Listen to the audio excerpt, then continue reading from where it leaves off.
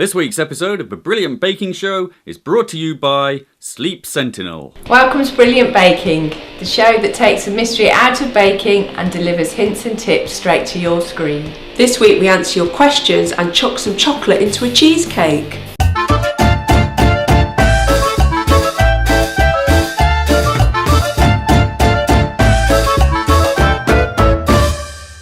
Question 1. How do I stop berries from sinking to the bottom of cakes and muffins? From Belinda Mendoza.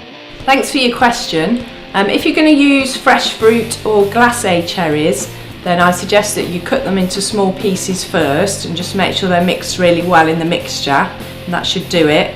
If you're using dried fruit, then you need to roll this in flour, because dried fruit is often covered in an oil or a wax. So if you put the flour on it, it stops it sliding down to the bottom of your cake. Question 2. How do I prevent chocolate from burning when I melt it? Says Paula Ross.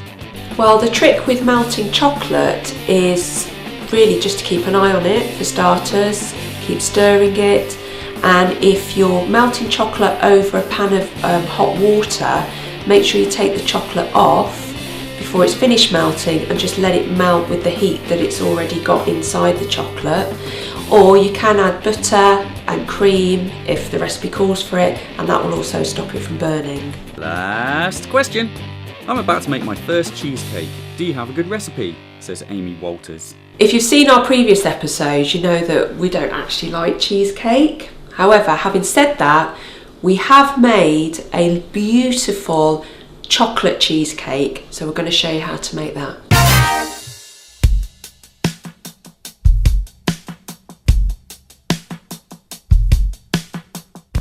Okay, so I'm going to show you how to make a really delicious baked American style cheesecake. There's two types of cheesecakes. There's the ones that you chill in the fridge, and then there's the baked types that you bake in the oven and then you let them go really cold before you chill them ready to eat. So this one is an American style one, and it's a mixture of chocolate cheesecake and plain cheesecake. We're going to swirl it together to create a really nice marble effect. So the first thing you need to do is to get your pan ready, and I'm using a loose bottom pan, and I've just buttered that ready for the base to go on. So I'm now going to make my base, and I've got 8 or so chocolate digestive biscuits, and I'm just going to place them into the bag. And what I'm going to do is I'm going to make them into chocolate digestive crumbs by bashing them with a rolling pin. Okay, so once you've crushed your chocolate digestives, they don't have to be tiny crumbs, and it's quite nice to have some bits of the chocolate left as well that you can see. That's going to form part of our base, and what we're going to do next is add this butter to the pan, and we're just going to melt that. So we've melted the butter in the pan, and when you melt butter, remember to melt it on a low heat and keep your eye on it, stirring it occasionally, and that will stop the butter from burning. To the butter, I'm now going to add our biscuit crumbs, and I'm going to give that a really good stir. And once you're happy that you've coated all of the crumbs in the butter, it's time to transfer it into your cake tin. So all you're going to do here is pour your base, your crumbs and the butter into the base. So once you've put your crumbs and the butter into your tin, you're just going to spread it over the base and press it down with the back of a spoon, making sure it's packed nice and tightly. That way when you cut into your cheesecake, it will keep the base nice and solid and it won't crack. Don't worry if you feel that the base is a bit thin, that's absolutely fine, that's how it should be. And then once you're happy that you've pressed it down, then we're just going to move that to the fridge. I'm going to let it chill until it's set. Okay, so now the base is in the fridge and we're waiting for it to set. It's time to do the filling. I'm going to start by melting some dark chocolate. I've got a saucepan, it's about 1/4 full of water, and I've placed a heat-proof bowl over the top, and I'm going to place the chocolate into the bowl and I'm going to let that melt. So while I'm waiting for the chocolate to melt, I'm going to carry on with the other part of our filling.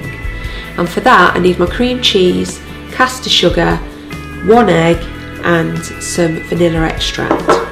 So I'm going to start just by adding my cream cheese to my mixing bowl. And then the caster sugar. And I'm going to give that a really good mix with the electric mixer. So once the cream cheese and the caster sugar is properly mixed together, it's time to add the egg and the vanilla extract. So the chocolate's nicely melted and I've taken that off the heat just to let it cool slightly. And we're now going to add our filling to our base. So the first thing I'm going to do is take the plain cheesecake filling. About half of that I'm going to put into my tin, but rather than fill the tin, I'm going to place it in spoonfuls on the base, leaving gaps in between. And now I'm going to add my melted chocolate to the remainder of the filling and then fill in all the gaps. Okay, so once you're happy that you've filled in all of the gaps, it's time to swirl it together and create the marble effect. So I usually just take a knife and just swirl it all together. You can smooth it out as you go along as well. So once you've swirled it all together, it's time to put it into the oven for about an hour. Now don't worry if it's not completely flat. Obviously as it bakes, the cheese will melt slightly and it should create a nice flat top. So while our cheesecake is baking in the oven, it's time for a short advert. Hi, I'm Steve Kelsey, the inventor of the Sleep Sentinel. Carbon monoxide can be produced from boilers, stoves, or any heating appliance. When you travel, or when your family travel, are you really protected from carbon monoxide poisoning? The Sleep Sentinel is a smoke and carbon monoxide detector, and it's been designed with the traveller in mind. When the Sleep Sentinel detects smoke or carbon monoxide, it sets off an alarm so you and your family can get to safety.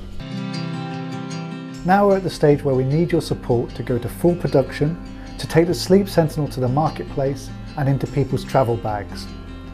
So please back us.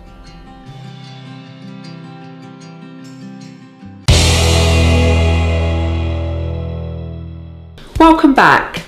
The cheesecake's been in the oven for about an hour, and what I've done now is I've turned the oven off and I'm going to leave the cheesecake in there just so it completely cools down before I put it into the fridge for a final chill. And that's it for today. We hope you enjoyed the show. Please do get in touch, we'd love to hear from you.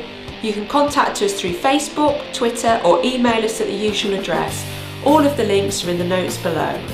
And remember to keep sending in your questions, and also if you've been baking, send us some pictures because we love to see them. And you can find all of our episodes on our Brilliant Baking YouTube channel, so remember to subscribe and share. And also we'll be running a competition soon, so keep your eyes open. So until next time, Here's to your brilliant baking!